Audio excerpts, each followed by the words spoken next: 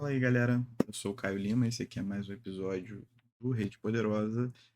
E hoje, como o espírito obsessor do Guts na sua armadura de cachorro louco pode apontar, eu vou falar sobre Dark Fantasy, ou melhor, sobre o mal. Eu vou falar sobre o mal absoluto que estou lendo em forma de mangás, porque eu vou falar sobre Berserk e sobre Monster, né?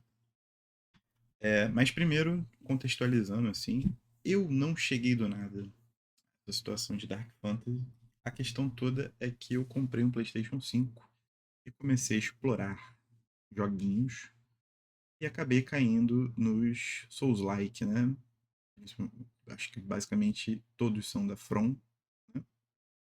E explorando aquilo ali, eu fui sentindo uma coisa esquisita na formação desses jogos, né? Eles causam um repúdio imediato, estético, mas também um repúdio, de certa forma, moral, ético, mas ao mesmo tempo são jogos extremamente imersivos e são muito difíceis, e mesmo com todas as dificuldades, as horas que você gasta para passar de um chefão meia boca às vezes, tudo isso torna essa experiência ainda mais imersiva. E é uma parada muito sombria, né? De tipo, você repudia tudo aquilo que você está vendo, mas ao mesmo tempo você precisa passar, né, mais horas jogando, mais horas explorando, até porque você tem um objetivo fim. E o quanto a gente normaliza essa atividade incongruente, né? E mesmo que a gente não aceite esse sentimento de repúdio e comece a arrefecer, que é o meu caso, assim, eu não consigo sentir menos repúdio por aquilo que eu vejo, mas ao mesmo tempo eu me sinto mais dragado para o universo. E aí eu fui buscar referências que não fossem tão ativas no sentido de você tá ali criando lutinha, né? Caindo na porrada e soltando poderzinho e fazendo quest, pipipopó. Eu queria ter uma referência literária disso. E aí, na semana que eu decidi pesquisar e que eu tive algum tempo, eu caí no canal do Quadrinhos da Sarjeta, do Alexandre Link, né? Eu já conhecia o trabalho do Link, principalmente pela forma como ele se coloca em algumas discussões e tal, mas não tinha me aprofundado no trabalho dele com quadrinhos, né? Que é o principal motivo do canal existir. E, bom, talvez seja o maior canal da América Latina de quadrinhos, acredito que sim. Ele é um cara extremamente competente, né, doutor, e é uma grande referência, um grande orgulho ter um cara dessa capacidade produzindo conteúdo gratuito com essa qualidade que ele faz, sacou? E ele lançou um vídeo de 1 hora e meia sobre Berserk, em que ele começa a destrinchar e também me deu caminhos para compreender essa parada da Dark Fantasy, né? Ele definiu alguns parâmetros, né? Isso acontece, que a Dark Fantasy acontece no tempo medieval, tem essa questão do, do fantástico, da magia, etc. Mas ele propôs, né, ou ele contextualizou que o principal ponto da Dark Fantasy é esse universo que é regido pelo mal absoluto, né? E sendo regido pelo mal absoluto, talvez a gente encontre alguma fagulha de bem, mas esse bem nunca prevalece, né? A gente, talvez a gente continue mergulhando nesse mundo extremamente sombrio e malvado, justamente pela esperança, né? E esperança é o sentimento da impossibilidade, né? Pela esperança de que essa fagulha renda uma nova fagulha né? Até você realmente criar fogo e extirpar esse mal. Então talvez seja esse o mecanismo que funcione para que a Dark Fantasy seja algo tão imersivo. E aí, assim que ele apresentou Berserk, eu tratei de comprar, né, o primeiro volume.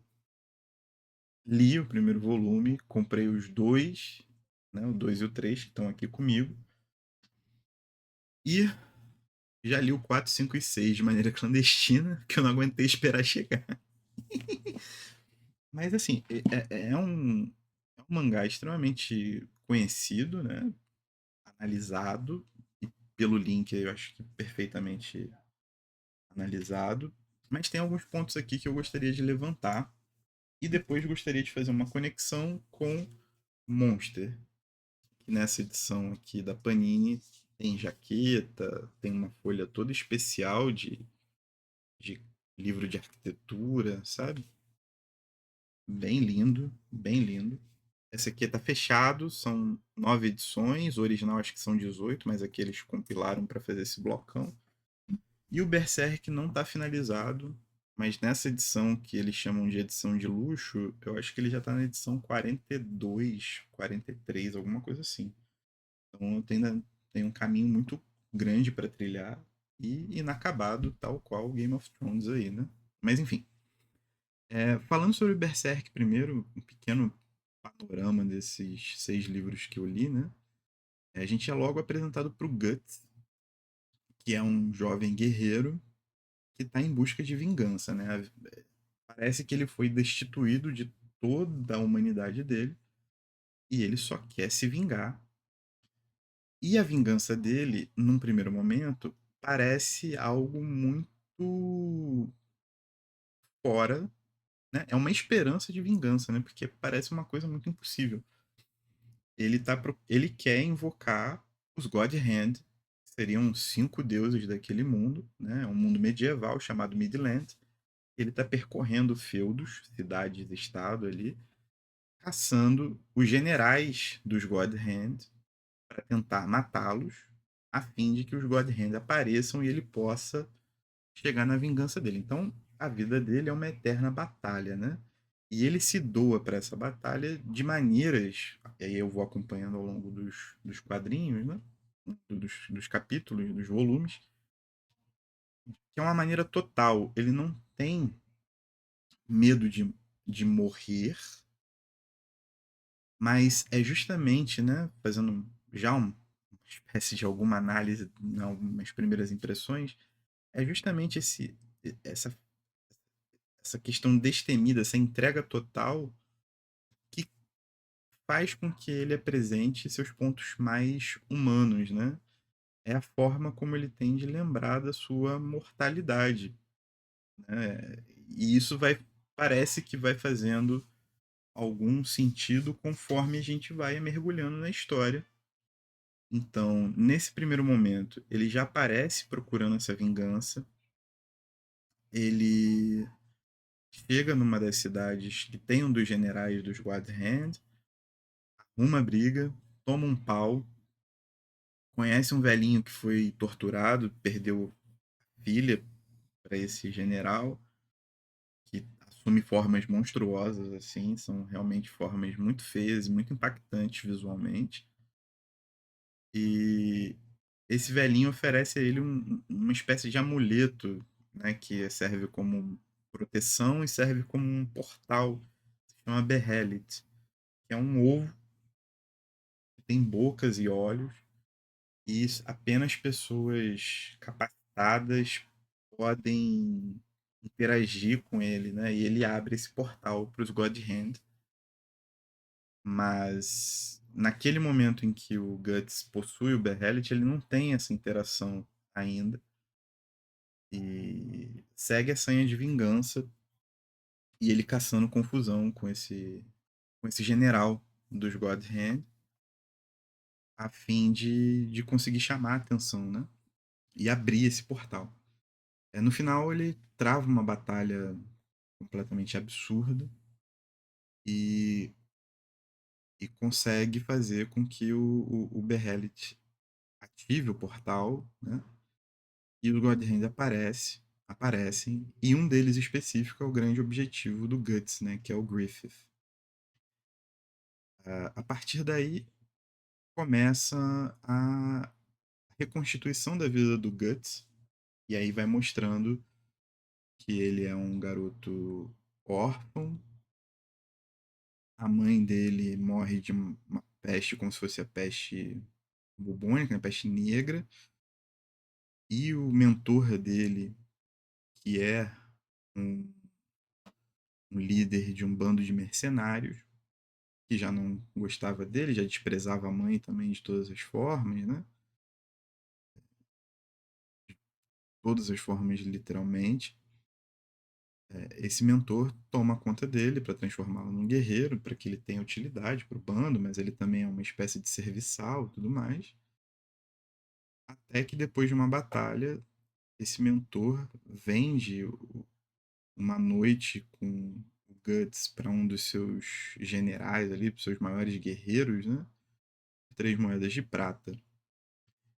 E o Guts sofre, né, o abuso e assim, né, um disclaimer muito forte que é um quadrinho de Dark tem tudo, né? Assim, e essas cenas são constituintes da personalidade do personagem, né? São intrínsecas ao que forma essa sede de vingança e esse sentimento de estar sozinho no mundo, sempre botando sua vida na ponta da espada, porque talvez essa seja a maneira de você se sentir vivo, né?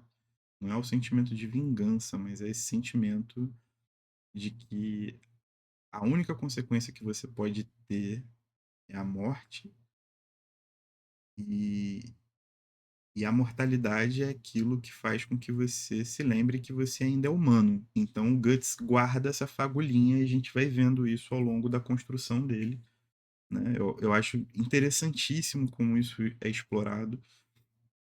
Filosoficamente, isso é extremamente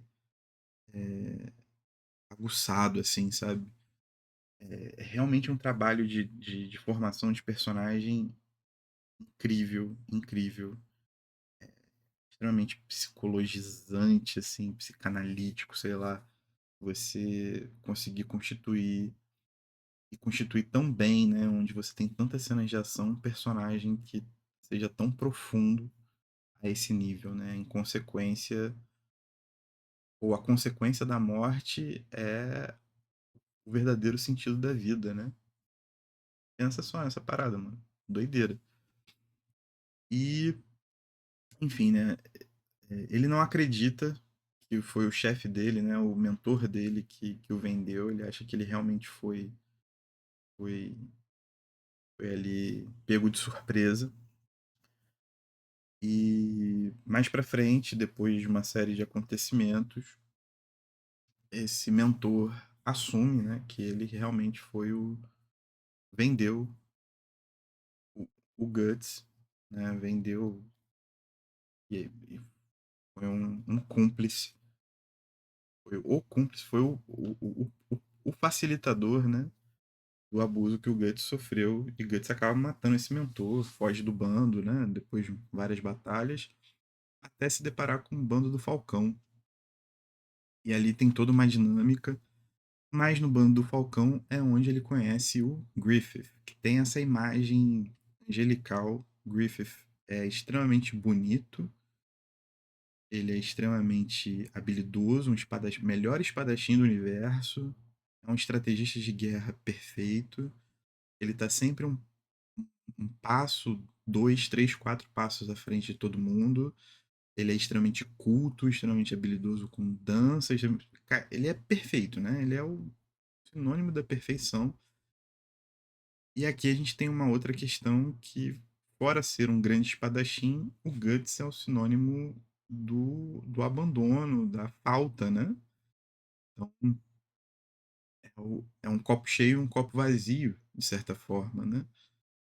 O Guts ele é alimentado por um grande vazio, o Griffith ele é alimentado por uma grande fome, mesmo estando de barriga cheia, né? Ele é o... Eles são uma espécie de antítese, não perfeita, mas eles assumem essa posição. E o Guts acaba entrando pro bando do Falcão depois de um duelo em que ele quer ser liberado, ele quer seguir o caminho dele de cão andante procurando vingança e algum sentido para a vida. E o Griffith, num duelo, faz uma aposta falando que se ele vencesse, Guts seria uma propriedade dele. E isso é um ponto importante. O Griffith, ele trata todo mundo como uma propriedade, né? Mas ele dispensa desde o início uma atenção muito especial ao Guts, que mesmo derrotado, acaba assumindo muito rapidamente dentro do bando do Falcão o status de general e líder de ações militares o tempo todo. E você vai vendo que dentro dessa dinâmica, as diferenças entre eles os tornam semelhantes em diversos pontos, em diversas atitudes, né? É,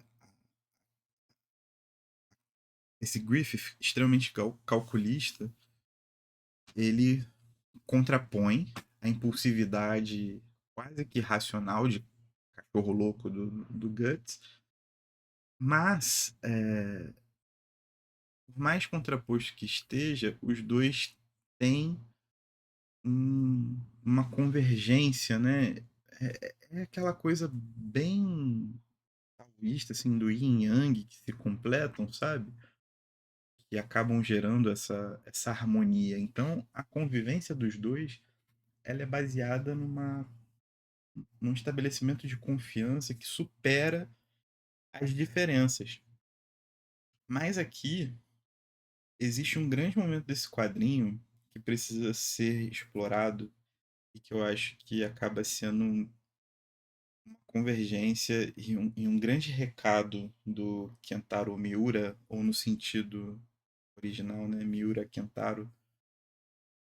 Tem uma parte em que a Casca, que é o terceiro pé, né, dessa história, ela é uma general, e agora eu tô começando o arco dela, mostra que ela também sofreu abuso e saiu da família resgatada pelo Griffith e o bando do Falcão. Cresceu tendo que se provar por ser uma mulher no meio de um bando de mercenários, e ela tem um amor platônico pelo Griffith muito grande, porque foi a pessoa que ensinou a ela como se defender, como se comportar naquele mundo cheio de maldade. E ela cria uma resistência imediata pelo Guts, mas ela vai amolecendo,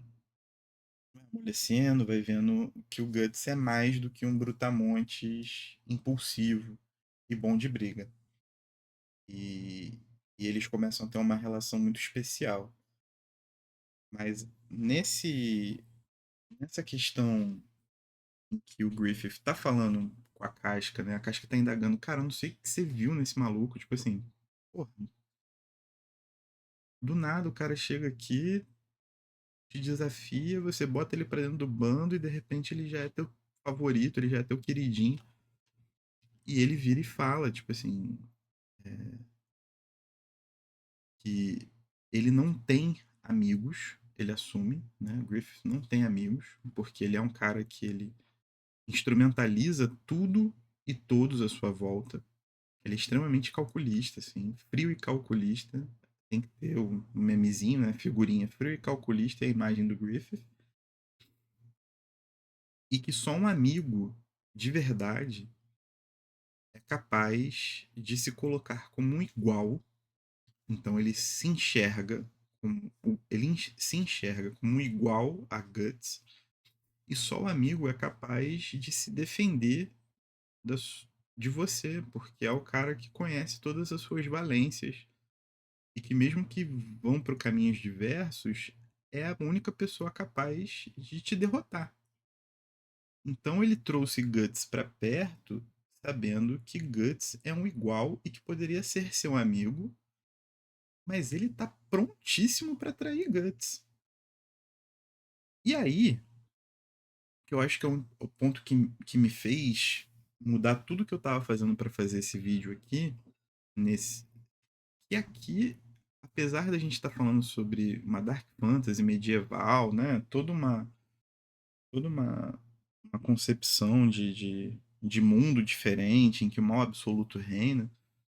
Veja se não é exatamente, tipo, uma regra de como as nossas relações estão estabelecidas hoje em dia e como elas vão sendo alimentadas por esses programas, tipo Red Pill, esses coaches malucos que misturam religião com negócios, etc, etc. Porque, veja bem, o discurso do Griffith, ele é muito semelhante a um discurso que coloca essa individualidade do ancapistão, né, anarcocapitalista, em condições factíveis, viáveis mesmo, sabe qual é? De que o teu amigo, você só considera alguém amigo se ele for igual a você.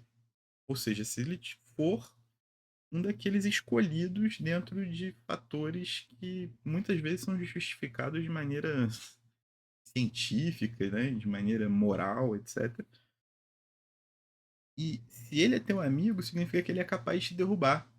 Então você derruba a possibilidade do teu amigo ser teu amigo para você não ter um concorrente. Sabe qual é? Então você sempre tem que estar um passo à frente, porque se você tiver uma convivência em que você não instrumentalize o outro, essa convivência obrigatoriamente vai te fazer mal.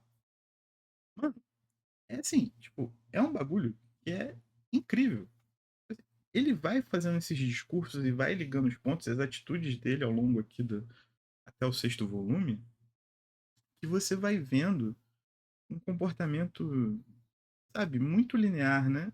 E é aquela coisa que a boa arte, né? O quadrinho não é exatamente literatura, aprendi isso com o Alexandre Link também, num vídeo que ele falou, mas aqui é um canal de literatura, né? Que a boa literatura ela tem essa, essa questão dessa escavação acerca da condição humana, muitas das vezes, né? Não à toa a gente lê aí Don Quixote, a gente lê Goethe, a gente lê Dostoiévski, Tolstói, Clarice Lispector, Hilda Hilst, tipo assim, como se eles tivessem escrito as coisas agora, né, do nosso lado.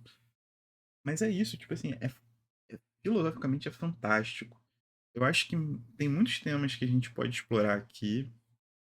Essa questão do abuso, como toda a questão acerca da sexualidade no livro, ela pode ser muito mais aprofundada. Eu acho que seria muito interessante se houvesse conteúdos do tipo. Eu não sei se eu sou capaz de fazer isso, né? Eu não sou um grande estudioso, mas vou procurar até canais gringos e talvez eu traga isso de novo à baila de alguma forma aqui. Tem sido cada vez mais difícil conciliar tempo, né? E fazer as coisas acontecerem, mas é interessantíssimo, interessantíssimo como isso responde no mangá. Mas a impressão que fica primeiro é essa qualidade narrativa e principalmente esse Griffith que instrumentaliza tudo e todos, que ativa primeiro, né? E torna servos depois, assim. Incrível. Absolutamente incrível. Leiam Berserk. Berserk, né? E, fazendo um link em relação a essa questão do mal absoluto, existe esse grande clássico aqui, que é Monster, né? Sim. Só eu que não li essa parafernália aqui. E ele já não é uma Dark Fantasy, muito pelo contrário, ele tem uma pegada muito mais voltada ao policial, né? E que conta a história de um médico, um neurocirurgião japonês, Kenzo Tema, que decide ir para Düsseldorf, na Alemanha, para evoluir como neurocirurgião, né? Para realmente ter à disposição a melhor estrutura possível para se alçar como uma das grandes referências da medicina, principalmente da parte de neurologia. E lá ele tem uma ascensão muito rápida, né? Ele acaba namorando a filha do diretor do hospital em que ele trabalha, até que quando ele estava atendendo, começando, né, se preparando para atender um imigrante turco de uma família pobre, o diretor do hospital fala para ele largar tudo e ir operar um cantor de ópera muito famoso entre os círculos mais abastados da cidade, porque esse cantor teria um valor maior, né? A vida desse cantor teria um valor maior do que a desse imigrante. E o tema seguindo ordens, né? Meio que acha estranho, mas ele vai e atende e salva o tenor, e enquanto o imigrante morre, né? Porque é isso. Quando ele sai da cirurgia, obviamente, né, a família o cobra e ele fala: "Ah, eu só estava seguindo ordens e tudo mais". E ele convive com isso, fica mal, fica reflexivo, mas a carreira dele segue, a rotina dele segue. Até que de novo aparece a mesma situação. Se eu não me engano, o prefeito da cidade tem um AVC, mas ele estava recebendo um jovem de 9 anos e estava presente no assassinato dos pais adotivos, junto com a irmã.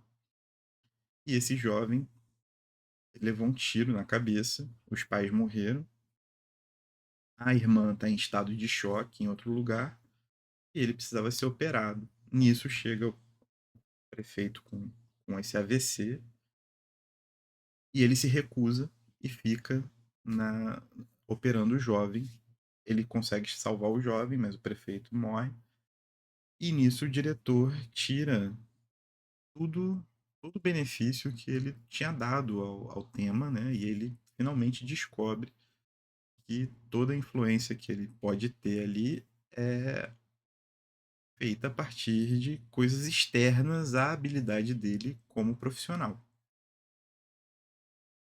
E quando ele vai no quarto ver o rapazinho, né, cuidar dele, ele tá chorando porque a vida dele desmoronou, ele tá vendo que tudo é injusto, e ele secretamente revela que gostaria que todas essas pessoas que estão tramando, né, e fizeram, forçaram com que ele optasse entre uma vida e outra, elas deveriam morrer, né? O que acontece na madrugada, ele espantosamente acontece na madrugada, depois descobre-se que foi uma balinha com veneno, balinha de criança com veneno, uma parada assim. E ele é alçado ao diretor, ao chefe da ala de neurologia do hospital, né? A carreira dele decola de vez. Esse rapazinho com a irmã somem do hospital, entra um desespero aí, mas enfim, vida que segue, essa lacuna ficou.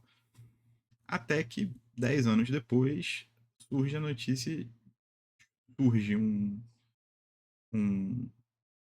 investigador que veio da Alemanha Oriental. A história se passa na transição, né, dos anos 90 ali na Alemanha, em que a Alemanha era dividida entre a Alemanha Ocidental e a Alemanha Oriental, cai o Muro de Berlim, fica só a Alemanha, né, unificado, etc.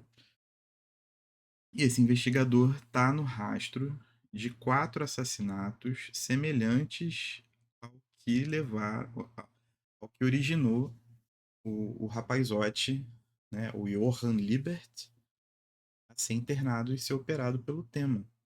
São 4 casais idosos que tinham adotado crianças mais velhas porque não tinham tido filhos, e em 4 cidades diferentes da Alemanha.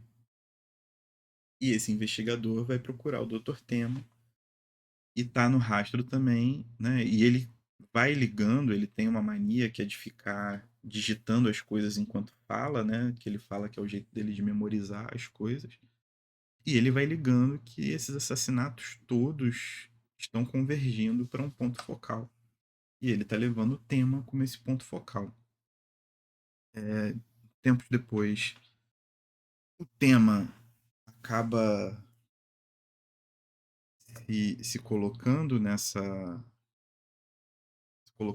espiral, e um dos facilitadores do assassinato é internado no hospital do Dr. Temo, acaba fugindo, o Tema segue. Nisso a carreira do Tema já tinha ido para o ralo, né? Tudo já tinha acontecido também. E ele descobre, né, é revelado que o grande mentor desses assassinatos é o jovem Johann Liebert, que ele salvou. E o Johann Liebert joga pro Tema que o Tema, por ter salvado a vida dele, é como se fosse um pai para ele, ao mesmo tempo que mata um dos caras que ele tinha contratado para facilitar a invasão em uma das casas em que dois senhores idosos, que aparentemente nada de mal tinham feito na vida, foram friamente assassinados, né? Brutalmente assassinados. E a história vai continuando, o Tema acha a irmã do, do Johann, que está vivendo como uma outra identidade, é uma menina que não é exatamente o contrário do Johann, mas ela produz efeitos diferentes, né? Muito diferente do terror que o Johann mostra. Mas eu acho que a grande questão desse quadrinho é que ele mostra, unificado nessa persona do Johann Liebert, essa configuração de um mal intrínseco, né? De um mal ontológico que faz parte do ser. Porque aparentemente ele não tem motivo de produzir. E mesmo quando ele pensa que está fazendo bem, o que esteve fazendo bem, que é retribuir a vida que o Tema salvou, ele precisa matar, ele precisa desconfigurar as coisas, deixar todo um passado desarrumado de uma forma em que o próprio Tema é considerado o principal suspeito da parada ter acontecido, pô.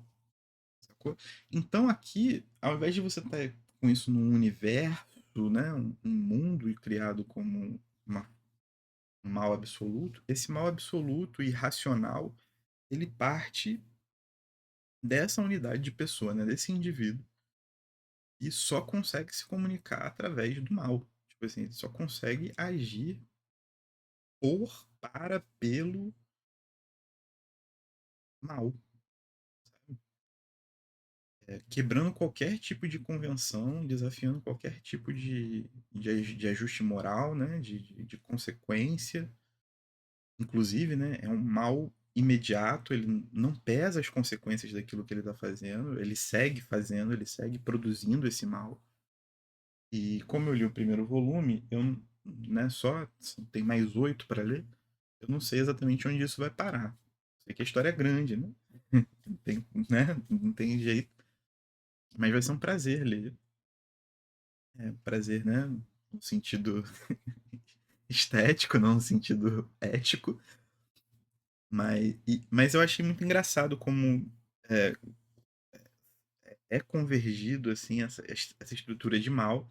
Aqui em Monster você tem situações sociais que são contemporâneas, né? Que é a situação de imigração. Eu não sei exatamente qual é a origem do Johan, isso não foi mostrado ainda, nem do Johan nem da Nina. Mas de onde ele pode ter puxado, porque a Nina não puxou esse mal. Ela bloqueou isso e ela age de uma maneira completamente diferente. Se não desprovida de qualquer maldade, eu acho que isso seria um exagero e até o momento o mangá não me inclina para esse ponto. Ela age com graciosidade, né? Então existe uma brutalidade do, do Johan que não aparece na Nina. Isso não significa que a Nina seja inocente. Ela não age como uma mulher inocente, inclusive, né? Como uma jovem inocente. Ela é muito da esperta, mas eu não sei onde isso vai dar ainda. Eu vou acabar descobrindo. Mas eu acho que um pouco disso, algumas situações postas, né? Esse mal absoluto representado na figura do Johann Liebert é um mal que acontece na Alemanha, né? Meio século depois aí do grande mal que acometeu o mundo, assim, né?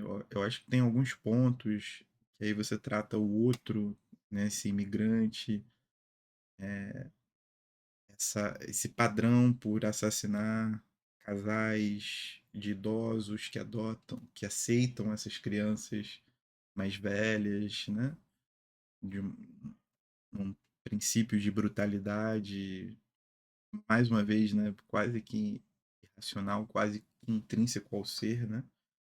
Tudo isso é louvável, é extremamente forte, é extremamente pesado também. Não são mangás fáceis de ler. Eles produzem uma série de pensamentos, mas acho que os principais traços em convergência são esses traços que trazem os mangás para dentro daquilo que a gente consegue enxergar hoje em dia, assim. Não é difícil você ver pessoas sedutoras como o Johann Liebert e o Griffith no mundo e que racionalizam o mundo de uma forma tão extremada que acabam por instrumentalizar todos que tocam, né? E o Griffith é um manipulador incrível, né? E ele tem um objetivo que é dele e ele não aceita dividir isso com ninguém, mesmo aquele que ele reconhece como um igual, que pode ser seu amigo, mas aí ele faz questão de destruir o amigo para não abrir a concorrência, quanto o Johann Liebert, que é esse solitário que mesmo quando existe uma dívida de gratidão, ele é extremamente imediatista, o que o torna inconsequente e violento, né? Ele não tem outro modus operandi, né? Ele age, ele planeja, ele tem. Existe até uma profecia de que ele encontraria a irmã quando fizesse no aniversário de 18 anos dela e tal, que é onde o livro meio que para, né? Esse livro um. Então ele antecipa, ele se movimenta de forma a agir de acordo com essa promessa, profecia, mas o entorno dele, ao que parece até o momento, ele é um mal imediato. Ele precisa fazer, por mais que ele calcule a ação de como ele vai fazer o mal, ele precisa soltar o mal naquele momento, sacou? Não tem muito pra onde fugir, assim. Ele, ele é o aqui e o agora, mano. Sacou? Ele é o início, o fim e o meio. Ele é o Gitapo. Ele tem essa vitalidade, essa vontade deítica, né? E exerce isso. Se coloca acima de qualquer questão. De uma maneira muito altiva mesmo. Impressionante, impressionante. Duas narrativas impressionantes. O vídeo ficou mais longo do que eu esperava. Mas são dois mangás belíssimos, são duas narrativas incríveis. Espero que vocês, se já tiverem lido, comentem aqui comigo para a gente ir se acompanhando e tal. A gente dá um jeito de ir trocando ideia, seja pelos comentários ou a gente vê uma outra forma, até para ir evoluindo a conversa. Se você ainda não leu, leia Monster e Berserk, dois mangás que, apesar de eu estar no começo, já falo que experiência maravilhosa. E me indiquem outros mangás aí, não precisa ser Dark Fantasy, não precisa ser sombrio, querendo matar todo mundo, mas que consigam produzir esse tipo de reflexão. Tô curtindo demais, tô muito feliz e continuarei no caminho. Havendo situações interessantes, trarei de volta. Beleza? É isso.